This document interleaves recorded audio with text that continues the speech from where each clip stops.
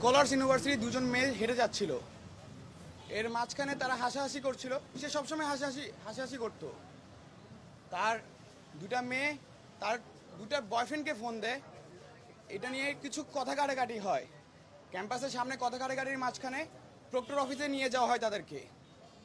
Proctor office থেকে সুন্দর মতো প্রক্টর বডি মীমাংসা করে দেয়। মীমাংসা করার পরে দুজনের দিকে চলে যায়। তার কিছুক্ষণ প্রক্টর বডির মাঝখানে দুজন ছেলে পিয়াস আর মেরাজ, ওরা প্রক্টর বডির অফিস রুমের মধ্যে তারা হুমকি দিয়ে থাকে। তারা হুমকি দেয়, তোরা বের হ, আমরা তোদেরকে দেখতেছি। ওরা কিছুক্ষণ পরে খাওয়ার জন্য বের হয়েছিল।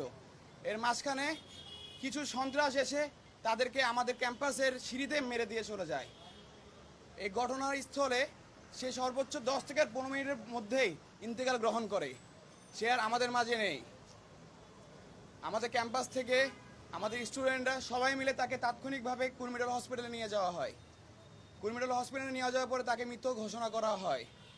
এরপরে কেন্দ্রীয় ছাত্রদল সভাপতি রাকিব ভাই, কেন্দ্রীয় সাধারণ সম্পাদক নাসির ভাই, তারপরে আমাদের বেসরকারি বিশ্ববিদ্যালয়ের সভাপতি হুরারা ভাইয়া, বেসরকারি সাধারণ সম্পাদক বিন্দু ভাইয়া, সবাই আমাদের সহযোগিতা করে। তারা থানায় আসে।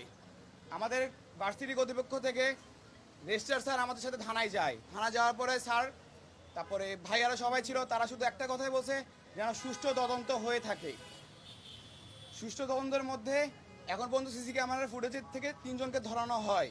3 জন আসামি এখনও আমাদের থানার মধ্যে আছে, তাদেরকে জিজ্ঞাসাবাদ করতেছে।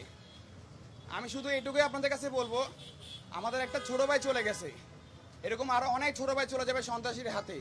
কোন সন্ত্রাসী এগুলো করেছে আমি শুধু জোর দাবি জানাবো, তাদের যেন আয়ত নিয়ে আসা হয়, তাদেরকে যেন উচ্চ শাস্তি দেওয়া হয়, কারণ আর যেন কোনো মায়ের কোল যেন ফাঁকা না হয়। আমি এ দাবি, এ প্রত্যাশা